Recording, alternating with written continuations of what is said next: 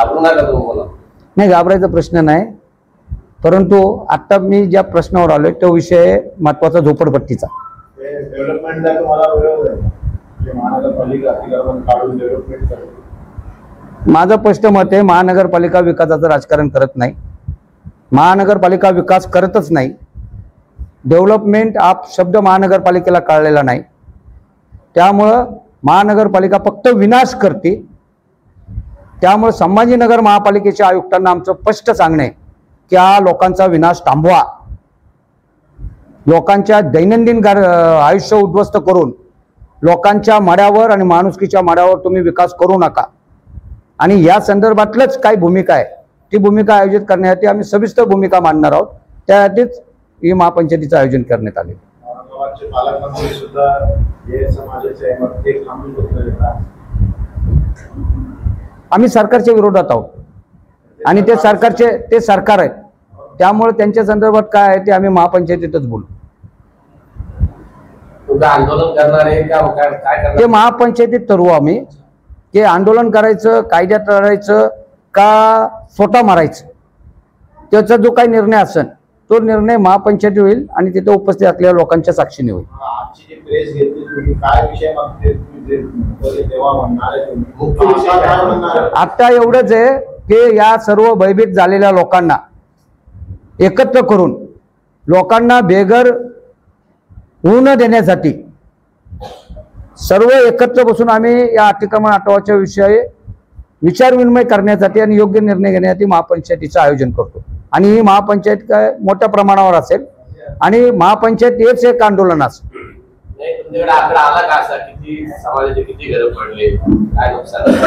आतापर्यंत आमच्याकडे असा आकडा आलेला आहे, वर्षभरामध्ये संभाजीनगर महापालिकेने जवळजवळ वर्षभरामध्ये त्या जवळजवळ त्यांनी 8 ते 9 हजार लोकांना बेघर केलेलं आहे.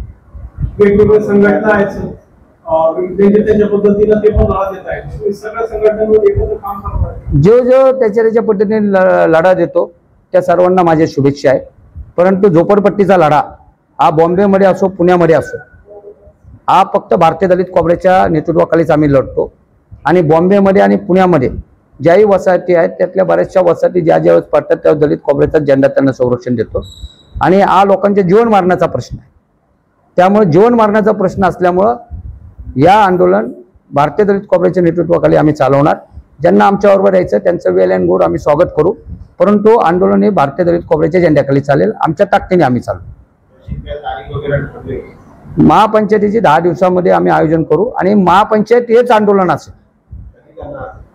10 दिवसामध्ये आता आम्ही मैदानाचे बघतोय, एक मोठं मैदान भेटलं लोकांना सविस्तर बसायला, आय स्पेस. जे येतील त्या भूमिकेबरोबर त्यांना घेऊन आम्ही सोबत जाऊ आणि यायचं का नाही यायचं तो त्यांचा सर्वस्वी प्रयत्न आहे, त्यांची स्वायत्ता आहे. संजय नगरचे जे कमान पाडली गेलेली आहे ते चुकीचंच काम झालेलं आहे.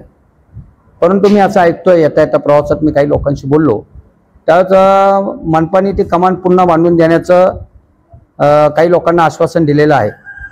परंतु आपल्या माध्यमाने जर ती कमान महानगरपालिका बांधत नसेल तर मी स्वतः काही दिवसांनी उभा राहून ती कमान समाजाच्या वतीनं बांधेल. कारण बाबा ही सरकारच्या पैशानेच बांधली पाहिजे असं नाही, बाबासाहेबांच्या नावासाठी आम्ही जाळून घेतलेलं आहे. त्यामुळे बाबासाहेबांच्या नावाची कमान सरकारने म्हणो न म्हणो आम्ही स्वतः उभं राहून बांधू. पुतळ्याची जागा हलवू देणार नाही.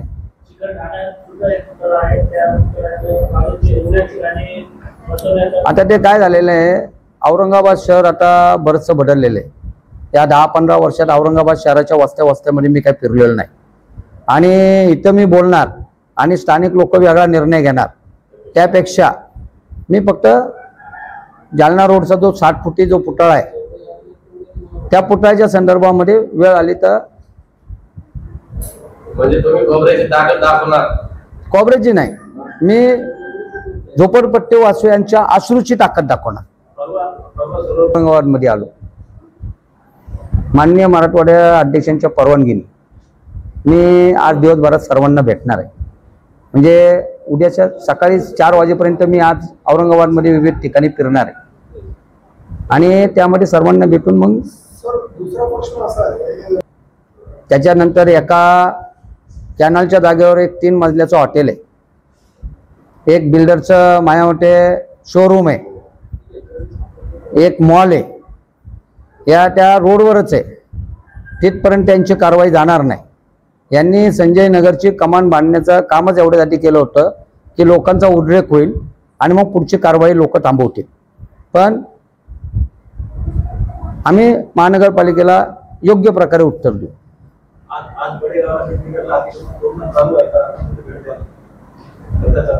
मराठवाडा अध्यक्षांनी जसा दौरा ठरवलाय, मी आलोय त्यांच्याशी, अजून मी बोललो नाही. मी आलो डायरेक्ट तुमच्याशीच बोललो.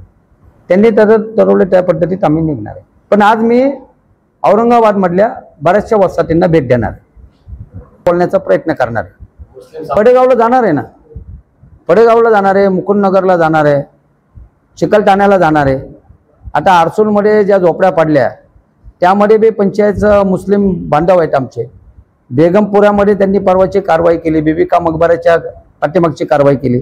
तेही लोक माझ्याबरोबर संपर्कात आहे. त्या लोकांवर खोट्या केसेस सरकारने पोलिसांनी दाखल केल्या. माय बहिणीवर लाठीचार्ज झाला. एका माय बहिणीचं त्यांनी तलवार कमीच पाडायचा प्रयत्न केला, त्याचे व्हिडिओ माझ्याकडे आलेले. बघा, ही लढाई झोपडपट्टीवासियांची. मी पहिलंच सांगितलं, एका विशिष्ट समाजाची नाही. पण ज्याला भारतीय दलित काँग्रेसच्या झेंड्याखाली येऊन आपल्याला घर वाचावं असं वाटतं आणि ज्यांना आपल्या अश्रूचे ताकद दाखवायची, ते आमच्याबरोबर येतील. आणिच करू नका. सरकारला तो हवा आहे. आता त्या विषयावर झाला ना एक मोर्चा, आता ते आपण सरकारसारखं ते का उघडायचं? आम्ही होतो का त्या मोर्चात? का उद्या मला गरिबांच्या अश्रू जाती लढायचे आणि हे अश्रू मुसलमानाचे आणि दलितांचे असतात. नाही, पण आता मी नाही बोलू शकत. मी म्हणणं त्यांनी केला, चांगला झाला, हे करायचं, शुभेच्छा करा. कारण माझं काय, मला माझं इंटेन्शन डायव्हर्ट नाही करायचं. मला गरिबांच्या अश्रूला किंमत द्यायची. या पत्रकार परिषदेला जे पत्रकार बांधव आलेले आहेत त्या सर्वांचे भारतीय दलित काँग्रेसच्या वतीनं आम्ही स्वागत करतो आणि आपल्या सर्वांना धन्यवाद देतो की या गंभीर विषयासंदर्भामध्ये जी आपण संवेदना आणि जाणीव दाखवली त्याबद्दल मी आपल्या सर्वांचे धन्यवाद मानतो. या पत्रकार परिषदेचा जो विषय आहे तो हा विषय फार मोठा गंभीर स्वरूपाचा विषय आहे. गेल्या वर्षभरापासून संभाजीनगर महानगरपालिका ही खास करून दलित, गरीब, कष्टकरी आणि अल्पसंख्याक समुदायाच्या वसाहतींना टार्गेट करत आहे. मागच्या वर्षभरामध्ये त्यांनी जवळजवळ 1,500 विविध ठिकाणच्या झोपड्या पाडलेल्या आहेत आणि लोकांना बेघर केलेला आहे. आणि आता माननीय न्यायालयाचा निर्णय पारित झाल्यानंतर यांनी माननीय न्यायालयाच्या निर्णय झाल्यानंतर संविधानाची आणि कायद्याची कोणतीही अंमलबजावणी न करता आणि संविधान आणि कायद्याचा कोणताही सन्मान न करता गेल्या 15 दिवसापासून इथल्या गोरगरिबांच्या, कष्टकऱ्यांच्या हजारो झोपड्या पाडून त्यांनी या संभाजीनगरमध्ये अश्रूंचा महापूर उभा केला. हजारो लोक बेघर केले. 50-50, 7-7 वर्षापूर्वी या शहरामध्ये निळ्या झेंड्याखाली विविध आंबेडकरी नेत्यांनी लोकांना घेऊन संघर्ष केला आणि या शहरामध्ये बाहेरून आलेल्या लोकांच्या वसाहती निर्माण केल्या. या संघर्षामध्ये माझाही सहभाग होता. लोकांनी त्यांच्या याच्यावर प्रगती केली. कुडाच्या झोपड्याच्या पत्र्याच्या झाल्या. नंतर लोकांनी तिथं पक्की बांधकामं केली आणि आता अतिक्रमणाच्या नावाखाली आणि बेकायदेशीर बांधकामाच्या नावाखाली पुन्हा एकदा गावकुसा बाहेरून गावामध्ये आलेल्या दलित लोकांना गावकुसाच्या बाहेर काढण्याचं आणि बेघर करून त्यांना लाचार बनवण्याचं काम संभाजीनगर महानगरपालिकेचे कर्मचाऱ्यांनी आयुक्त साहेब करत आहेत. यासाठी त्यांनी हजारो पोलिसांचा बंदोबस्त वापरलेला आहे. शेकडो JCB वाहनं, पोकलेन वाहनं आणि ट्रकाचा वापर केलेला आहे. यावर वेगवेगळे प्रवाद आहेत. लोक भयभीत आहेत. अतिक्रमणाची मोहीम अडवायला कोणी पुढे येत नाही. लोकांच्या पुनर्वसनाची मागणी कोणी करत नाही. आज लोकांना अन्न पाणी गोड झालेलं आहे आणि अशा परिस्थितीमध्ये लोक ना रात्र आणि दिवसही कळायला तयार नाही.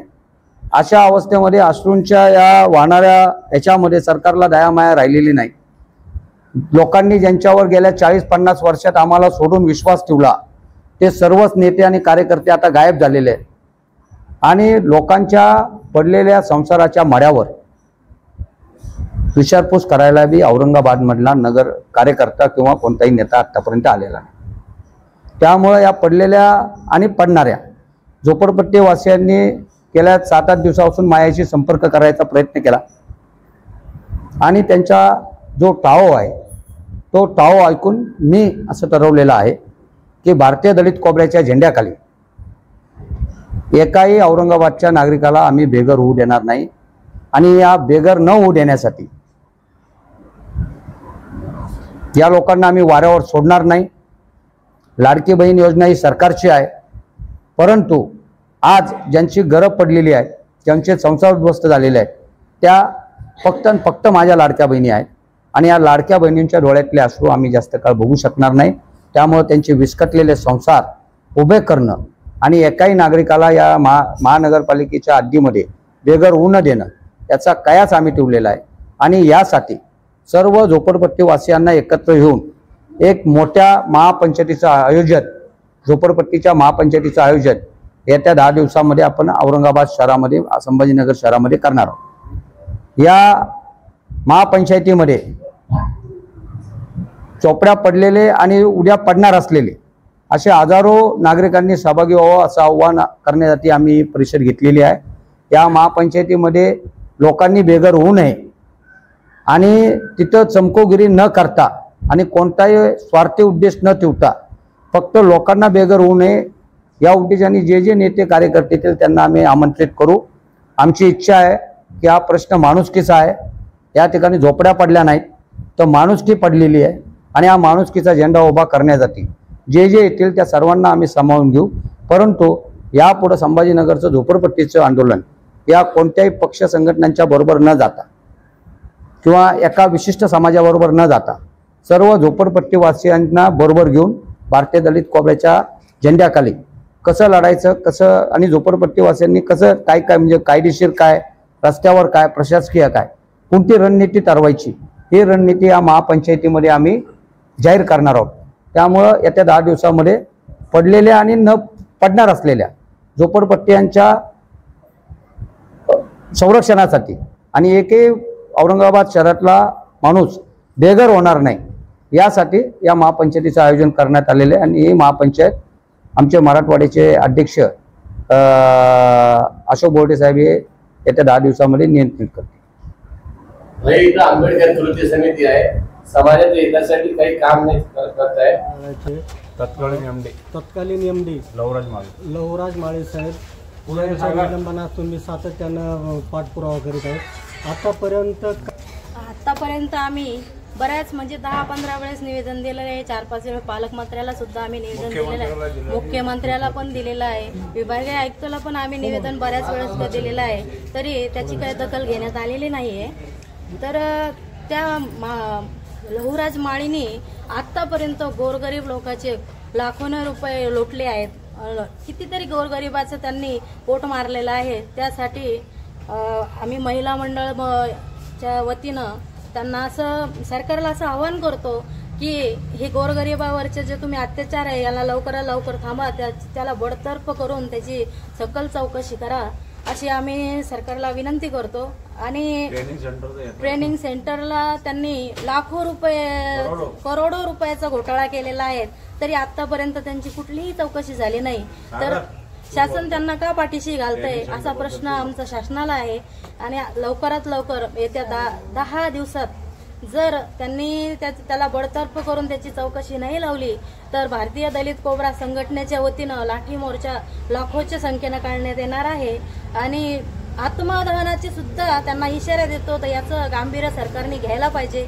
त्यांना आम्ही असं हे करतो. हो, पालकमंत्र्याला सागर भाऊ तुमची काय मागणी? महात्मा फुले विकास महामंडळाचे तत्कालीन एमडी लहुराज माळी यांनी ट्रेनिंग सेंटरमध्ये करोडो रुपयाचा भ्रष्टाचार केला आहे. व तिथे बोगस बिल दाखवून, बोगस संस्था दाखवून असं लाखो करोड रुपयाचा पैसा त्यांनी हडप केलेला आहे. आम्ही आता सरकारला अशी मागणी करतोय की त्यांची सखोल सीबीआय मार्फत चौकशी नाही केली तर येत्या 15 दिवसाच्या आत कोणत्याही क्षणी मुंबई इथे आझाद मैदान इथे कोणत्याही क्षणी आम्ही महिला मंडळातर्फे बेलन मोर्चा आयोजित केला आहे, याची त्यांनी नोंद घ्यावी. त्यांचे डिमोशन व्हायचे, जे प्रमोशन झालं याच्या पाठीमागे कोणाचा हात आहे काय याची सुद्धा चौकशी झाली पाहिजे. त्यांनी वरिष्ठांना आर्थिक व्यवहार करून करोड रुपये देऊन त्यांची नियुक्ती स्वतः करून घेतली. आता त्याची बी चौकशी सीबीआय मार्फत, अँटी करप्शन मार्फत, लाचलुचपत मार्फत झाली पाहिजे अशी आमची भारतीय दलित कोपराची मागणी आहे.